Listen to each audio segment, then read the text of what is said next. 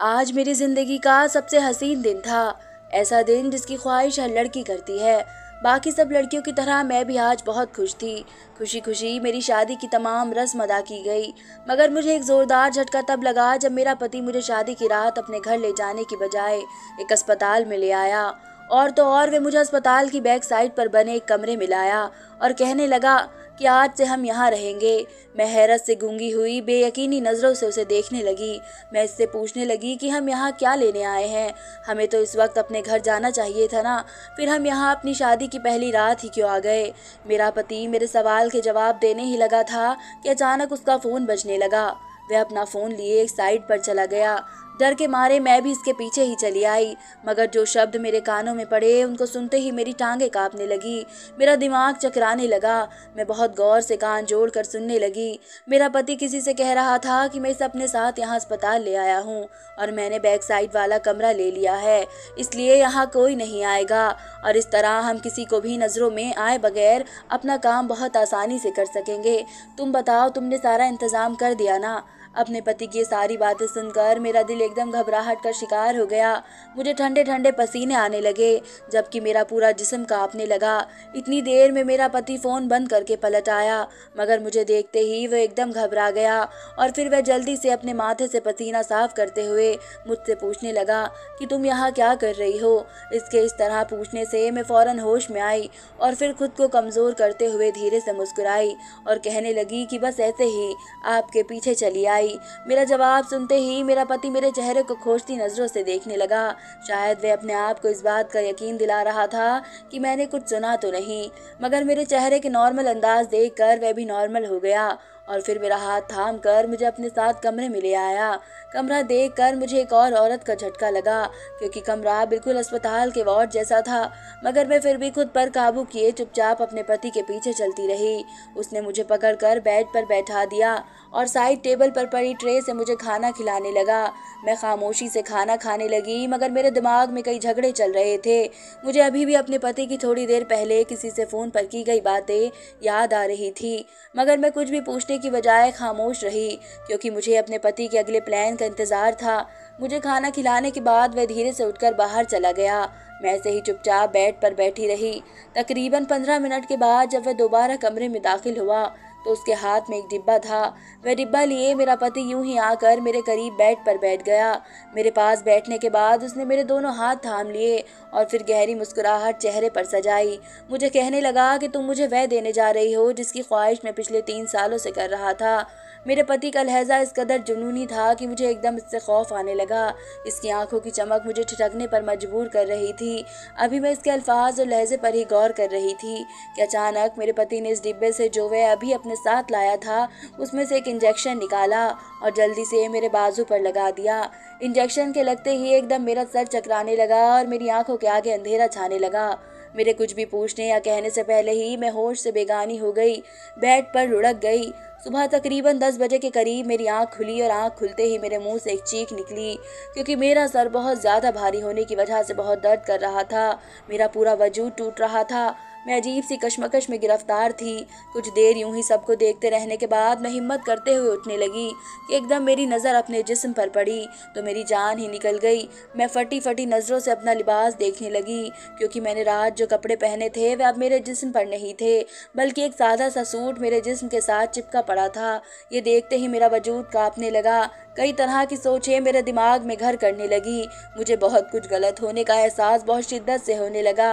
मैं घबराते हुए जल्दी से इधर उधर देखने लगी। मैंने बेहोशी में पूरे कमरे में नज़र दौड़ाई तो मुझे मेरा पति तो नज़र नहीं आया, मगर मेरी नज़र फर्श पर पोछा लगाती एक औरत पर पड़ी। मैंने हैरानगी से उस औरत को देखा क्योंकि रात तक तो यहाँ मेरे और मेरे पति के अलावा कोई नहीं था, तो ये औरत यहाँ कैसे आई। वह औरत भी मुझे यूं देख रही थी जैसे मैं कोई अजूबा हूँ। इसकी नज़रें मुझे बहुत अजीब सी लग रही थी, मगर मैं फिर भी इससे बोली और पूछने लगी कि मेरे कपड़े किसने बदले हैं और मेरा पति कहाँ है और तुम यहाँ क्या कर रही हो। क्या तुम्हें मेरे पति ने यहाँ के काम पर रखा है। मेरे सवाल सुनते ही वह कहने लगी कि मुझे आपसे किसी भी किस्म की बात करने से मना किया गया है, इसलिए मैं आपके किसी सवाल का जवाब नहीं दे सकती। वह मेरे मुंह पर ही मुझे मेरे सवाल के जवाब देने से साफ मना कर रही थी। अपना पोछा उठाकर बाहर चली गई जबकि मैं हैरत में डूबी चुपचाप उसका मुंह तक रही। रही थी। मैं एकदम परेशान हो चुकी थी कि आखिर मेरे साथ ये सब हो क्या रहा है। आखिर वह कैसा इंजेक्शन था जो रात में मेरा पति ने मुझे लगाया था, और तो और ये मेरा पति एकदम कहाँ गायब हो गया है। एक ही दिन में इतनी अजीब हरकत देखकर मुझे अजीब डर सा लगने लगा था। मुझे ख्याल आया कि कहीं मेरा पति मेरे साथ कुछ गलत तो नहीं कर रहा है। सारी सोचों से मेरा दिमाग फटने लगा। मैं बिल्कुल निढाल हो चुकी थी। मैं दोबारा बेड पर गिर गई और खामोशी से छत को घूरने लगी। अभी मुझे 5 मिनट ही गुजरे थे कि वही औरत हाथ में खाने की प्लेट लिए अंदर आई, जबकि इसके पीछे ही मेरी माँ भी अंदर दाखिल हुई। अपनी माँ को देखते ही मैं खुशी से उछल पड़ी। मैं जल्दी से अपना वजूद घसीटते हुए उठ बैठी। काम वाली वो ट्रे साइड टेबल पर रख कर जा चुकी थी, जबकि मेरी माँ धीरे धीरे से चलती हुई मेरे पास आई और मेरे पास पहुंचते ही मेरी माँ ने एकदम बहुत ज़ोर से मुझे गले लगा लिया। और तो और मुझे गले लगाते ही मेरी माँ ज़ोर ज़ोर से रोने लगी। अपनी माँ की ऐसी हालत देखकर मैं दंग रह गई। मैंने तो अभी अपनी माँ को कल से लेकर अब तक के होने वाले वाक़ये के बारे में कुछ भी नहीं बताया था, तो फिर मेरी माँ किस वजह से रो रही थी। मैंने अपनी माँ का चेहरा अपने दोनों हाथों में थामा और उनसे पूछने लगी कि माँ क्या हुआ है। मेरे सवाल पूछते ही माँ एकदम घबरा सी गई।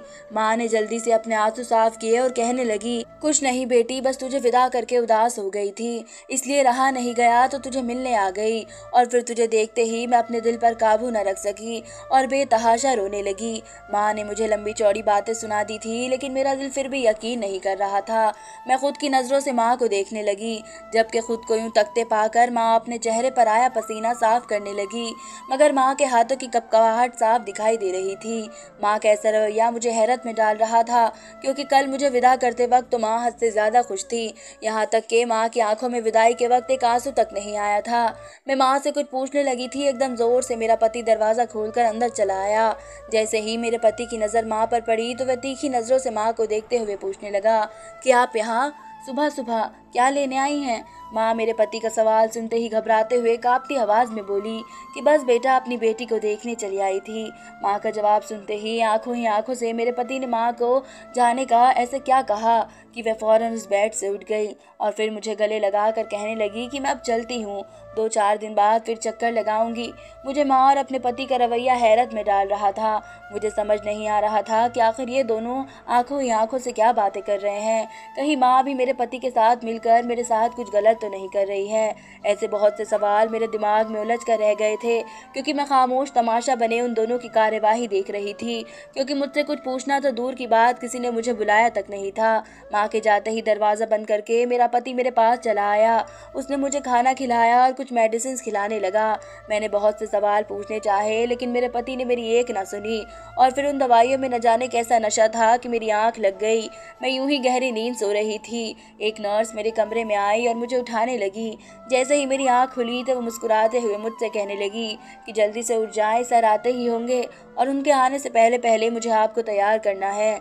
उसने अपने हाथ में नीले रंग का बैग पकड़ रखा था, जो कि दरवाजे के पास पड़ी मेज पर रख दिया, और इसमें से एक मैरून रंग की लंबी सी फ्रॉक निकाल कर मुझे पकड़ाते हुए बोली कि आप ये पहनकर जल्दी से आइए, ताकि मैं जल्दी जल्दी आपका अच्छा सा मेकअप कर सकूं।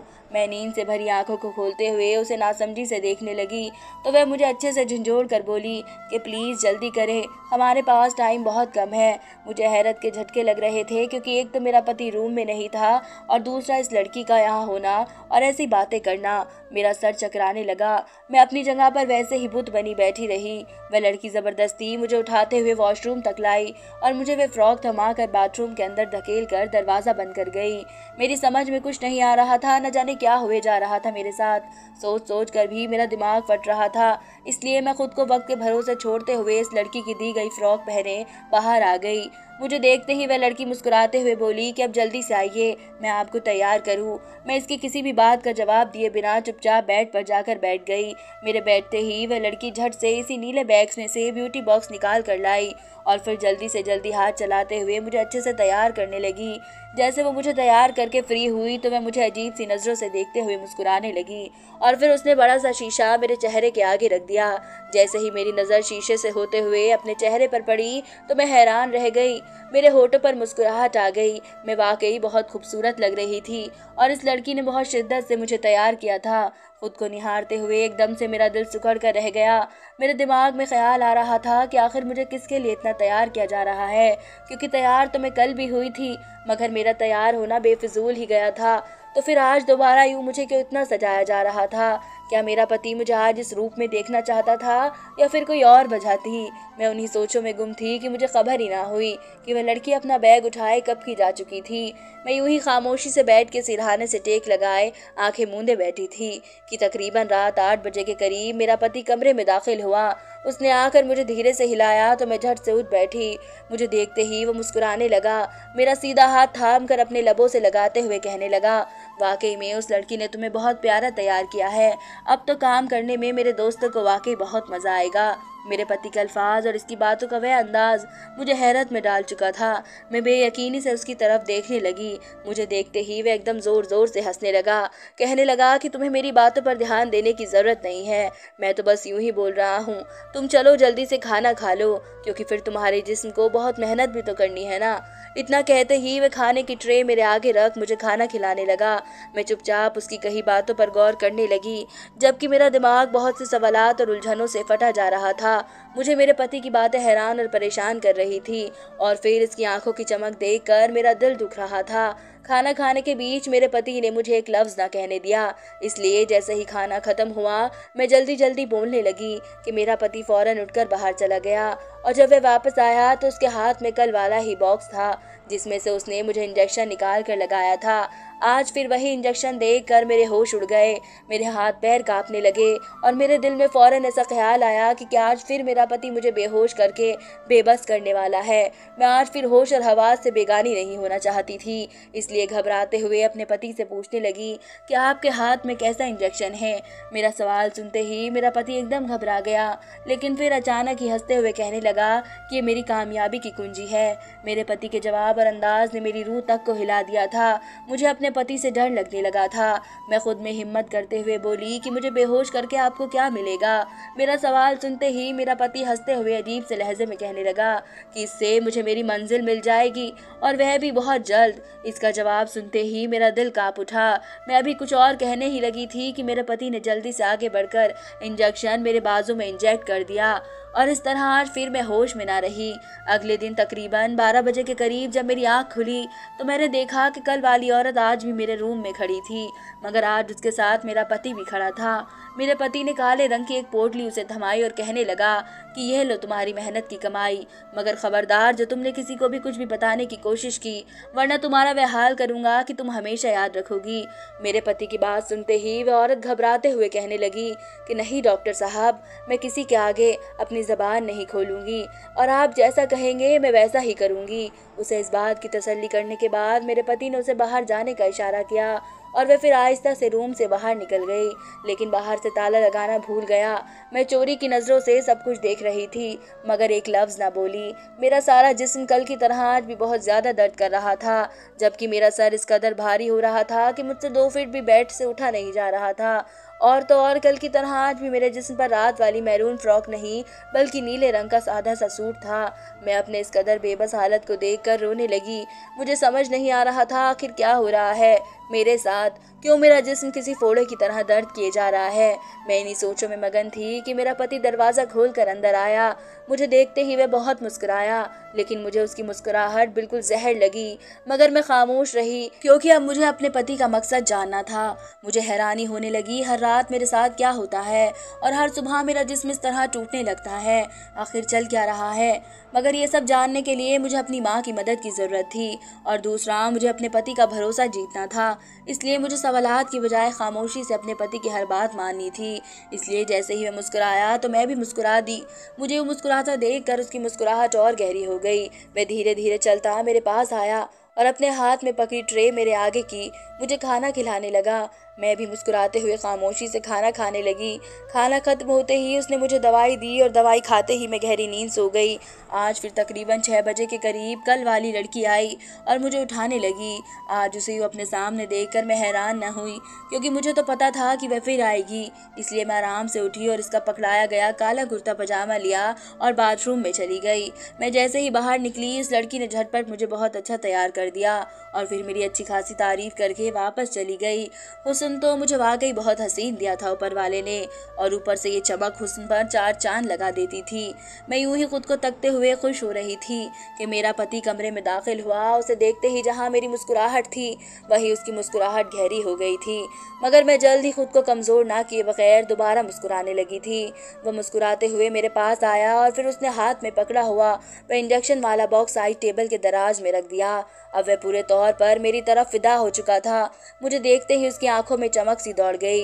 वह मेरे कान के करीब सरगोशी वाली आवाज़ में कहने लगा कि मेरा मकसद अब मुझसे सिर्फ कुछ दिनों के फासले पर है, फिर देखना मुझे अपनी कई सालों की मेहनत का सिला मिल जाएगा। मैं वह पालूंगा जिसके लिए मैं बहुत भटका हूँ, लेकिन ये सब सिर्फ तुम्हारी वजह से मुमकिन होने जा रहा है, इसलिए तुम्हारा बहुत बहुत शुक्रिया। वह मुस्कुराते हुए मुझसे सब कुछ कहे जा रहा था, जबकि मैं अजीब नज़रों से उसे देखते हुए सब कुछ खामोशी से सुनती जा रही थी। मुझे बिल्कुल खामोश देखकर मेरे पति ने मुझे खाना खिलाया और फिर साइड दराज से इंजेक्शन निकाला और फिर धीरे धीरे से कहने लगा कि इस दर्द के लिए मुझे माफ़ कर देना, लेकिन ये बहुत ज़रूरी है। और ये कहते ही उसने मुझे इंजेक्शन लगा दिया। अगले दिन सुबह फिर वही मामला हुआ।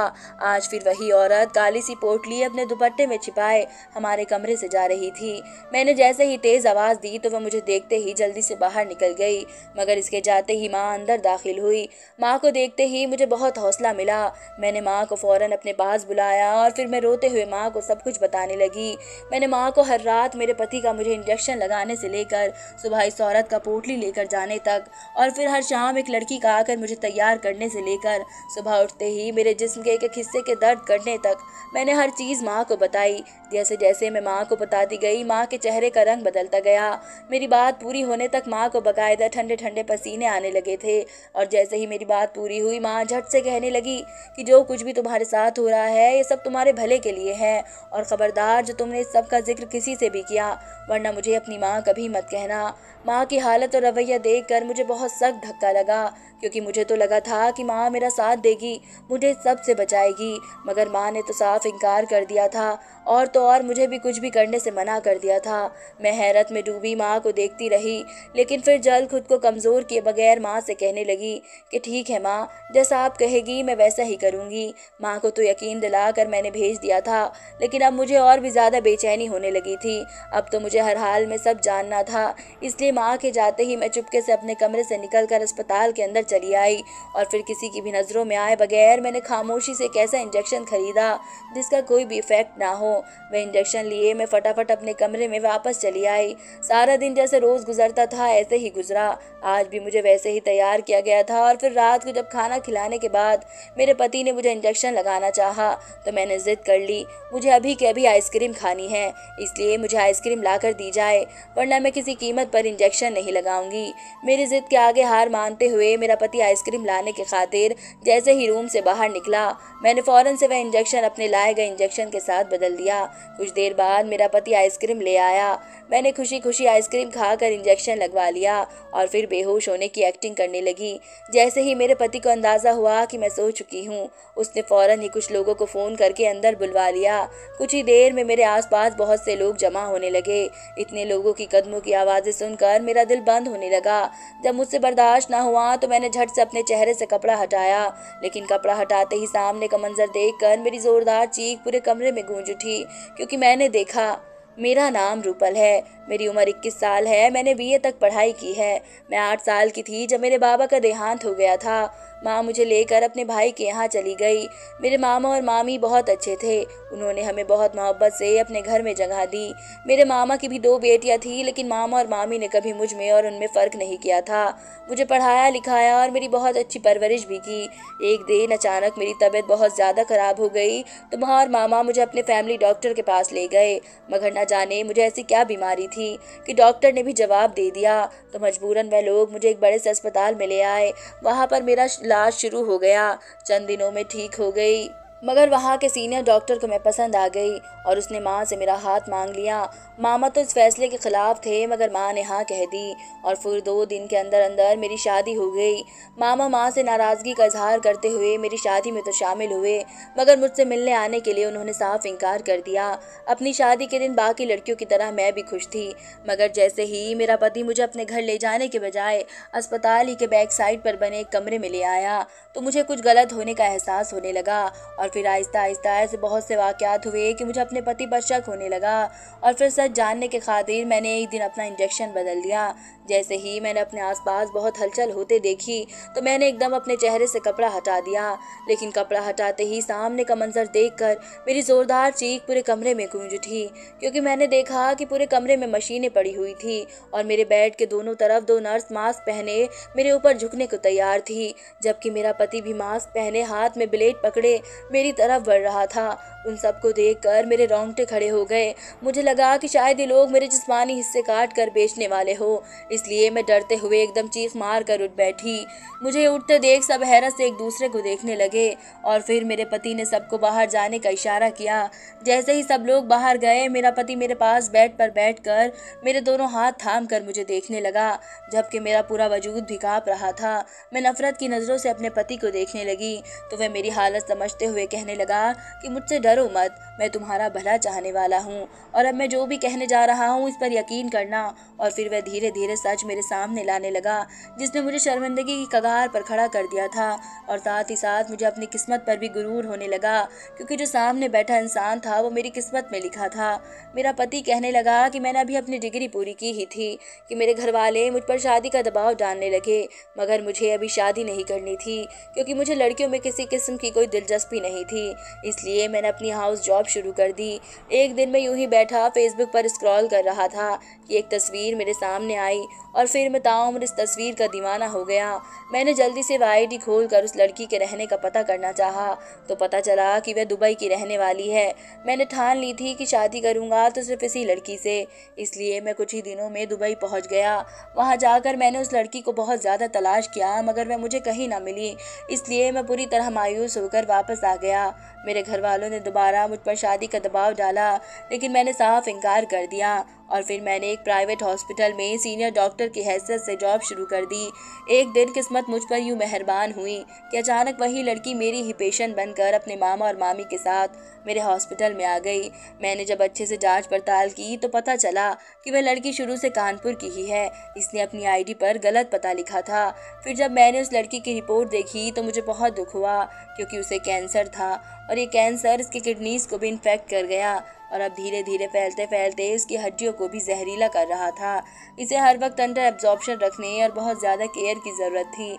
एक तो मैं इससे बहुत मोहब्बत करता था और दूसरा इसके इस कदर गमगीन हालत में होने की वजह से मैंने फ़ौरन इससे शादी कर ली और इसके इलाज के खातिर मैंने हॉस्पिटल वालों से ये बात करके इसके लिए हॉस्पिटल की बैक साइड पर रूम ले लिया ताकि सही वक्त पर इसका इलाज किया जाए, क्योंकि इसकी बीमारी बहुत बढ़ चुकी थी, जिसकी वजह से इसके बचने के चांस सिर्फ 10% थे, जबकि मरने के चांस 90% थे। मगर इसे मौत से बचाने के लिए बीमारी इससे छुपा कर रखी गई थी। उसे हर वक्त किसी न किसी सोच में उलझा कर रखना था ताकि वह अपनी गिरती सेहत के बारे में ना सोचे। इसलिए मैं हर शाम इसे बहुत अच्छे से तैयार करवाता और हर रात इससे बहुत गंदी बातें करता था। इसी की माँ ने भी इसकी ज़िंदगी के खातिर इसे कुछ नहीं बताया था और मैं हर रात को बेहोश करके अपनी टीम के साथ मिलकर इसका इलाज करता था, क्योंकि अगर वह होश में होती तो इसका जिस्म ये सब बर्दाश्त न कर पाता। और वह लड़की कोई और नहीं, मेरी बीवी, मेरी रूपल थी। जैसे ही मेरे पति ने मुझे सच्चाई बताई, मेरी आंखों से आंसू जारी हो गए। मेरे पति ने किस कदर चाहा था मुझे, लेकिन मैंने उसे कितना गलत समझा, जबकि दूसरी तरफ ऊपर वाले ने मुझे इतना चाहने वाला, इतना मोहब्बत करने वाला पति दिया था जो मुझे मौत के मुंह से निकालने की हर मुमकिन कोशिश कर रहा था। मैंने अपने पति के सामने अपने दोनों हाथ जोड़ दिए, मगर वह मेरे हाथों को नीचे कर मोहब्बत से मुझे अपने सीने से लगा लिया। इस वक्त मैं खुद को दुनिया की सबसे खुशकिस्मत लड़की महसूस कर रही थी। मैंने उसके सीने से सर लगाकर अपने पति को देखते हुए कहा कि चले अब जल्दी से मुझे बेहोशी का इंजेक्शन लगाइए और इलाज शुरू करें ताकि हम दोनों एक साथ जिंदगी गुजार सके। मेरी बात सुनते ही मेरा पति पूरे दिल से मुस्कुराया। फिर इसने मुझे इंजेक्शन लगाया और फिर मेरा इलाज शुरू कर दिया गया और ऊपर वाले के रहम करम से हमारी शादी को 2 साल हो चुके थे और मेरा कैंसर भी सही हो चुका था और मेरे पति ने मुझे मौत के मुंह से निकाला है। कहते हैं सच्ची मोहब्बत में इतनी ताकत होती है कि मरते हुए इंसान को वापस ले आता है। धन्यवाद दोस्तों।